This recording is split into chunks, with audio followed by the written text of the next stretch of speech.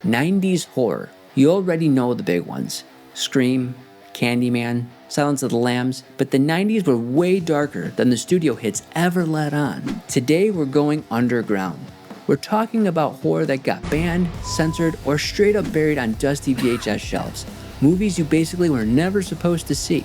From killer kids that freaked out an entire country, to the goriest movie a future Oscar winner ever made, to a Japanese slow burn that literally made people faint at festivals. If you think you've seen everything 90s horror has to offer, you haven't. I'm Wayne, this is Silver Screen Synergy, and these are 90s horror movies you've never heard of. Stick around to the end, because the last movie on this list takes you to space and then straight to hell. Let's start with something small, suburban, and completely toxic. Mikey, 1992. On paper, it sounds like every other killer kid movie. Creepy adopted boy, a trail of accidents, adults who don't listen until it's way too late. But here's why this movie basically vanished in the UK.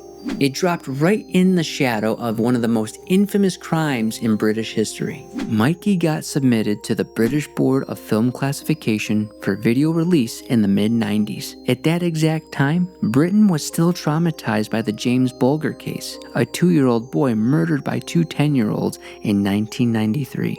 The BBFC didn't just casually watch Mikey. They consulted child psychologists. They spoke with law enforcement.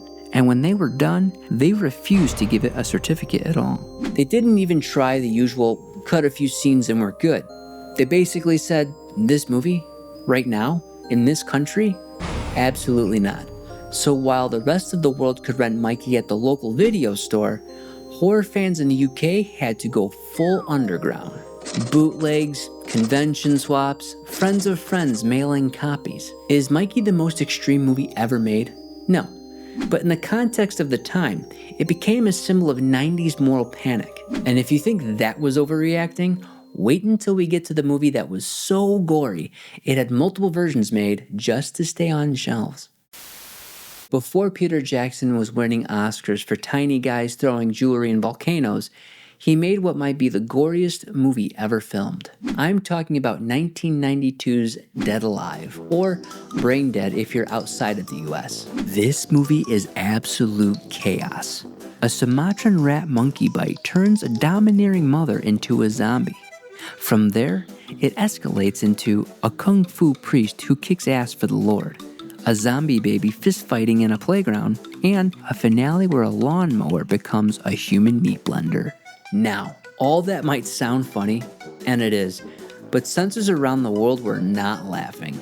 Different cuts of this movie exist because of how many countries tried to tone it down. Original cut, around 104 minutes. US unrated version, trimmed to about 97 minutes. R-rated cut, hacked down to around 85 minutes.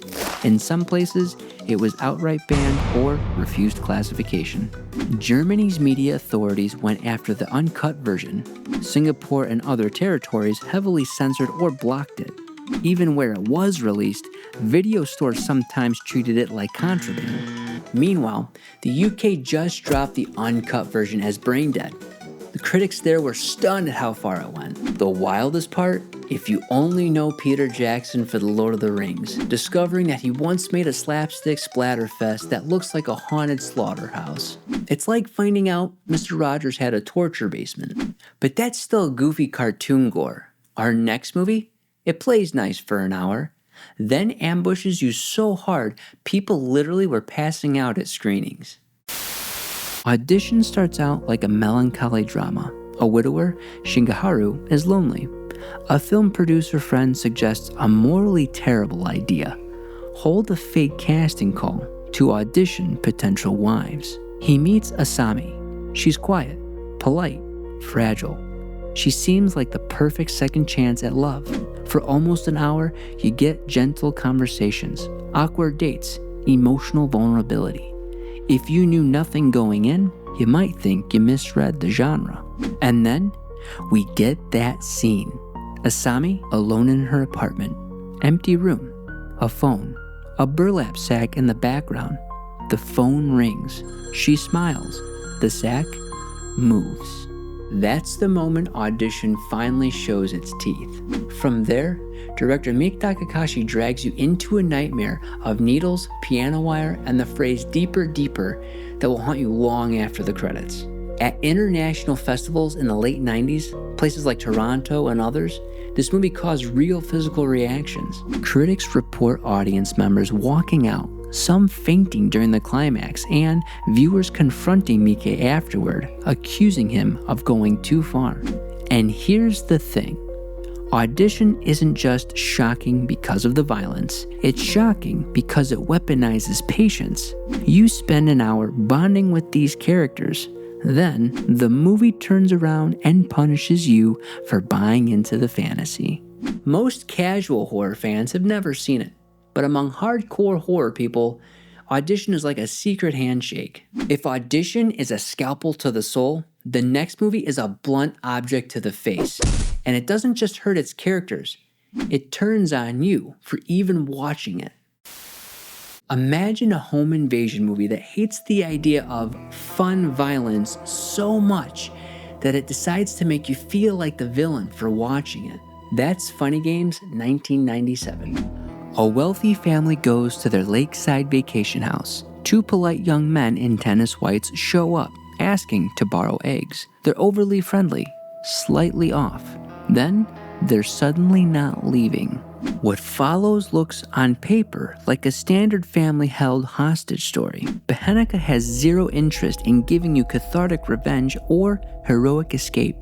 Instead, one of the young men, Paul, starts breaking the fourth wall.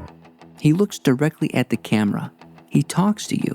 He treats you like an accomplice. At one point, when the movie almost gives the audience what they want, Paul literally grabs a remote control, rewinds the movie, and takes it away. Haneke has openly said that this film is meant as a kind of punishment for people who consume cinematic violence as entertainment. When Funny Games premiered at Cannes in 1997, reactions were fierce. Some critics praised it as a brutal deconstruction of the genre. Others called it nihilistic, sadistic, and unwatchable. It never became mainstream horror night fare. Most casual fans don't even know it exists, or they've only seen the shot-for-shot American remake from 2007. But if you want 90s horror that stares back at you and says, "You're on their side, aren't you?" this is it. We've gone from banned kids, to buckets of gore, to psychological warfare. So let's finish by leaving Earth entirely, and discovering that hell is waiting on the dark side of the moon. Our last stop is a straight-to-video gem that almost nobody outside hardcore fans talks about. The Dark Side of the Moon, 1990. A small maintenance crew is drifting near, you guessed it, the dark side of the moon. Their ship loses power. Systems fail. Out of nowhere, a derelict NASA shuttle appears. And not just any shuttle. It's eerily similar to the lost space shuttle Atlantis in the film's universe. They board it, find a corpse with a strange triangular wound carved into his chest, and things go downhill fast. On the surface, it sounds like Alien but cheaper. But what makes this one stand out is the satanic twist. Throughout the movie, characters quote from the Book of Revelation. They slowly realize that whatever is stalking them isn't just an alien, it's something demonic. There's a running implication that this entity has a quota of 666 souls, and it's been using space disasters as a feeding ground. You've got claustrophobic hallways, analog text screens, possession vibes, and a cosmic horror flavor that predates cult favorites like Event Horizon. This movie went straight to video, had no big theatrical push, and slipped under the radar. But if you love that cursed spaceship plus religious horror combo, The Dark Side of the Moon feels like unlocking a hidden 90s horror level. And the craziest part? These are just 5 examples. The 90s are packed with forgotten horror that's weirder and nastier than the classics everyone talks about. So, there's 5 90s horror movies that you probably never heard of. And if you have seen all of these, you're absolutely built different. Now, I want to hear from you. What's the most underrated, messed up, or forgotten 90s horror movie that almost nobody talks about? Drop it in the comments. If I get enough good picks, I'll do a part 2 built entirely from your recommendations. If you love digging up buried horror, check out my 80s Hidden Gems video right here, and my 70s Deep Cut video right here. I'm Wayne, this is Silver Screen Synergy, and remember, some tapes were buried for a reason.